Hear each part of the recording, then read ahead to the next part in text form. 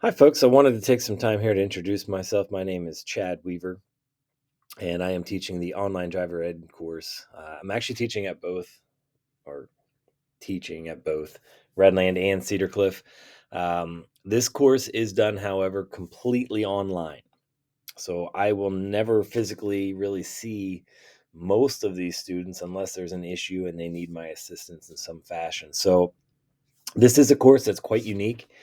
And it's one that most students have not really had an online only format when taking a course. So I wanted to send out this video just to try to help you understand a little bit about the course, talk a little bit about some of the assignments and the grading and things like that. So, first of all, our course is housed in Schoology. Right? The entire course is performed in Schoology or completed in Schoology. One of the things that I'm not sure if you're familiar with is that there is a grade book within Schoology. And the reason I say that is when teachers do things in Schoology, when the things or the items are graded, we then have to do a syncing to PowerSchool. All right. And oftentimes I don't do that on a daily basis. So if you want the most up to date grades that you'll see in this course, it would be by going on Schoology, whether you have a parent account or you're going to use a student account to go in and see.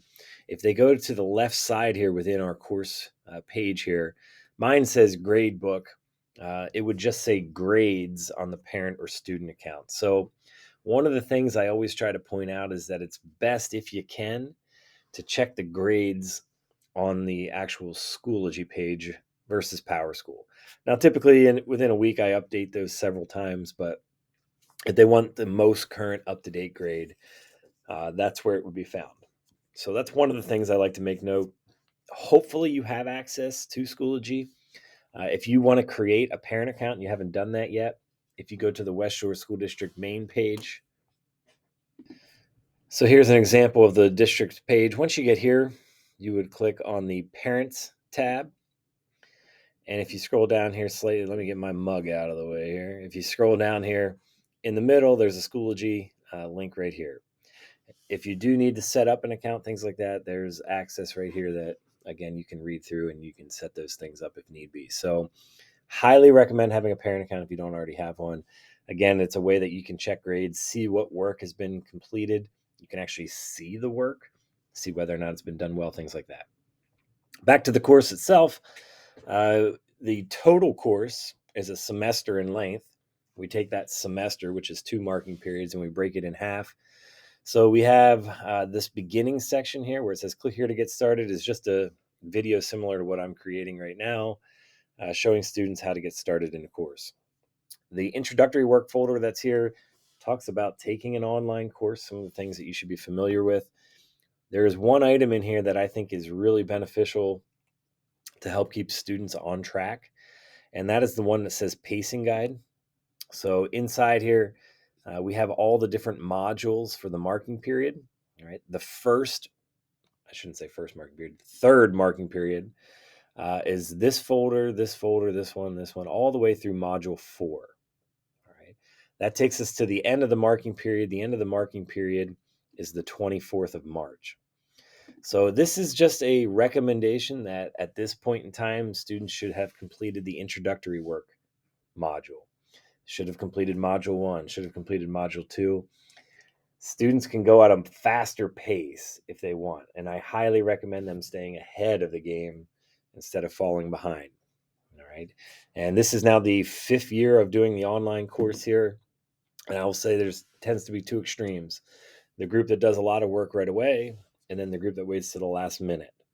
I'll have a little bit more information about that last minute group and how we might not really be allowing that anymore in just a bit here. But this is a really important document that hopefully um, students can check back with and make sure they're staying on track. As I mentioned, they have to get through module 4 in the third marking period. There is an extra credit opportunity that is available. It is not required. In the grade book, you'll see that there's 2 assignments, these 2 right here, and they may just be blank. That just means they didn't do it. right? They don't have to go back and do it if they don't want to. It's just an opportunity to earn a few more points. Within a module, I'm going to go to module 1 here. This is the first module that actually talks about getting a permit and a license. We have several different things that usually occur within these modules. The first is we always have just an introduction of what we're trying to learn, some of the key concepts, things of that nature. And then this is a first assignment here. So a lot of times there's a video or something to read and students respond to it. That's what this is right here. These are just some links to click on that will show them what a graduated driver licensing video is, how to become licensed in Pennsylvania. And then this little symbol here indicates it's an Edpuzzle assignment. An Edpuzzle is a video that as it's progressing, it'll stop and students answer questions along the way. It's a great way to see that students are actually looking at the videos, plus it really highlights some of the key information that we want them to take away from videos. At the end of each module is an assessment. The assessments are somewhere typically between 10 to 15 questions. In all of them, students have to reach a minimum of an 80% to be able to move on to the next module. So you can see here at the bottom, it says they must score at least 12. This is an assessment that has 15 questions, and they have to get to 12 correct answers for them to go on to module 2. Students can retake an assessment up to 20 times. Good morning, Red. Sorry for that bell. So the back to what I was saying, they can take an assessment 20 times. And honestly, if they can't get the minimum score in 20 attempts, they probably need to restart that whole module. That would make me nervous as a licensed driver. Anyway, they can take it 20 times. If they are a perfectionist and they have to get a 100%, they can take it again up to 20 times till they get to that 100%. Schoology will automatically record the highest score of all the attempts. So once they were to complete this module, again, the next module would open up and they would go down here. Module 2, it's kind of similar, where we have different things that are all within the module. Again, in the third marking period here, they will go from the top all the way down to module 4. The way Schoology works is everything is sequential. So they start at the top and they just continue to work their way down. They actually will not have access to items until they've done what they need to do prior. All right, so the way that they see it is a little bit different than what you'll see on my screen right here. If you ever have any questions, if you're unsure about what's going on, please reach out to me. Email is the best way to do so. It's cweaver@wssd.k12.pa.us. You would also be able to just click respond to this video here. So again, if you have questions, please reach out to me. There is a little bit of a caveat that we have started with this marking period. And this is a initiative that comes from our upper administration.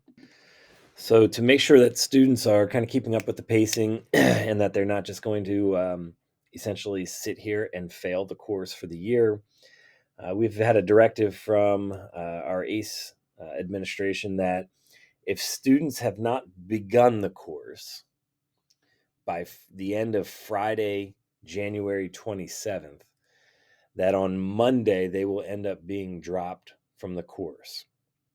They won't be allowed to be reinstated into the course during this marking period. They would have to take it either in summer school or the following school year. So that is something that I'm going to definitely make sure that students understand here. I typically send out a message on a weekly basis to them, but I want you to also be aware that they need to start the course by Friday, January 27th to be able to continue to be enrolled in the course. I like to send these videos out rather than just sending emails. It lets you see what's going on and what should be taking place. It also puts a face behind a name that students don't really get to see. So I typically will send these out on either a weekly or every other week fashion. If at any time in between there, again, you guys aren't sure what's going on, please feel free to reach out to me and we'll hopefully rectify any situations. That's all I have for you. Hope you have a great week. See ya.